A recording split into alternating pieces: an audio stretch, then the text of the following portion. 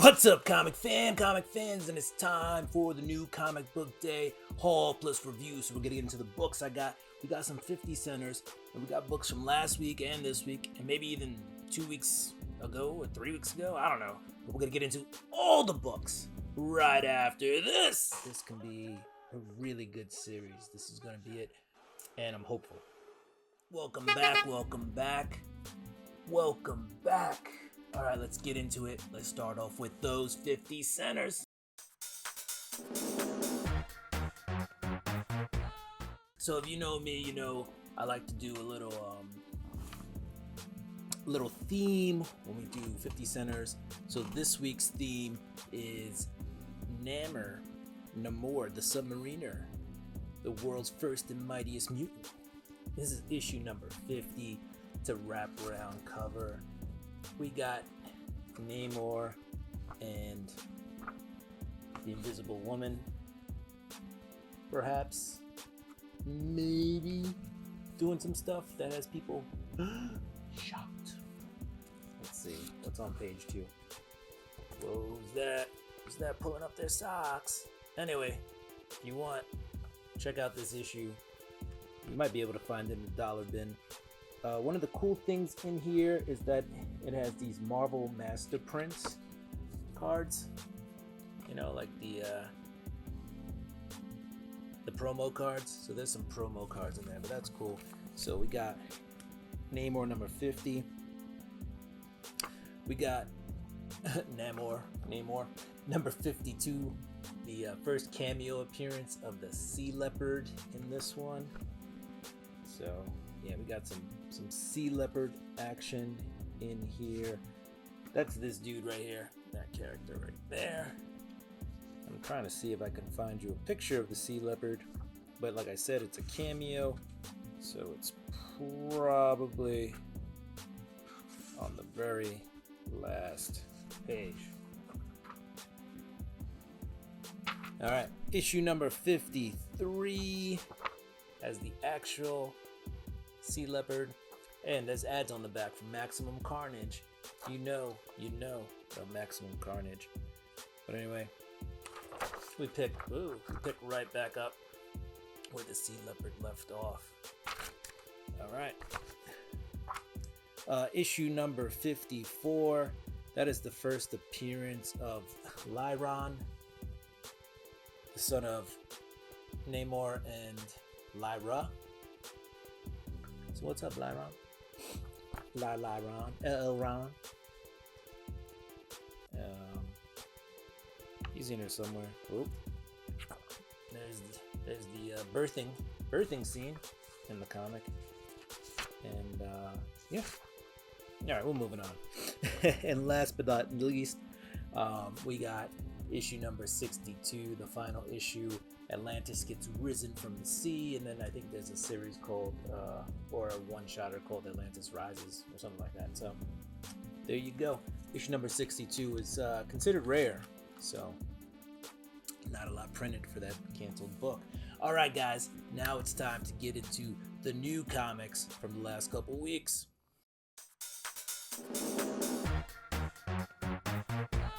All right, in no particular order am I breaking out these books, but we will start off with, let's start off with the ones I didn't read.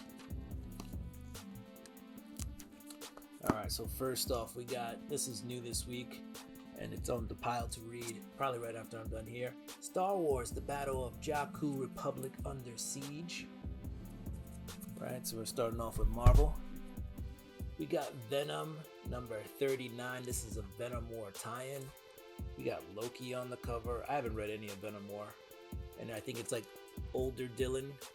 It's like Cable Dylan. What else? Oh, Spider-Boy, number 11. This was on the cover price top 10 for a little bit, because you got the first appearance of Spider-Girl out of costume in this book. So that was on the shelf. Pick that up. We got Spider-Man, Miles Morales, number 26. We also picked up Ultimate Spider-Man, number 11. Gotta get into that. Gotta read that. We got dope Alex Ross cover with the Immortal Thor number 17. Got the gray gargoyle there. What else we got? We got House of Slaughter number 27, House of Azul part 2. So we've gone back to the Scarlet and the Blue mask in there, or the Azul mask. Alright, we got some Spawn. We got Sam and Twitch number 8. A lot of people are liking Sam and Twitch, so that's cool. And this one too, Violator number 3. Kind of an origin story going on there. We got the Gunslinger number 37. We gotta catch up on all these Spawn titles. Falling way behind. We got Batman 154. I read this already. Anyway. Apparently I got 2 copies of Batman 154. We got Superman Action Comics 1075. This was last week's. I believe it's Action Comics Weekly now. My comic shop, their books got sent to the wrong location, so I didn't get 1076, but this is 1075. This was the milestone issue of Action Comics. Since I read it, I can give you a little bit about it. We got Superman, Super hyphen man, and Superboy at like a intergalactic museum where a bunch of stuff was stolen from the Fortress of Solitude, trying to get it back. They run into some very aggressive aliens there, and it's a funny give and take going on there. You got Kara, Supergirl, off-world, doing some stuff with supposed world-ending being. And then you got Superman, who's in Krypton right now, got transported back in time to Krypton, met his parents, and he's trying to get back before, Krypton does what Krypton does. So there's a lot of stuff going on. We also picked up Absolute Batman number 2, right? Batman is AF. Yeah, it's a really good book. You got Batman breaking out the Batmobile, the Bat construction truck, whatever you want to call it.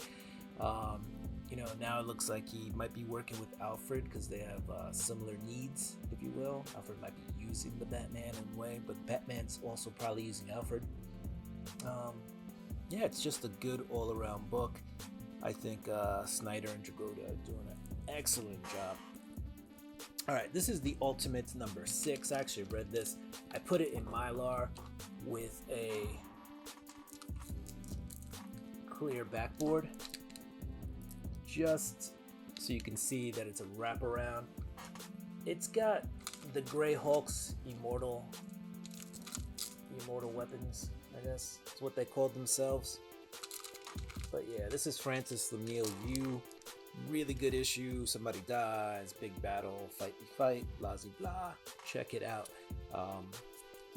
And if you've been reading the book, it's really a big character that bites the bullet there. We won't say much more. We'll just say also that the Hulk and his team are supposed to be pacifists until they get angry.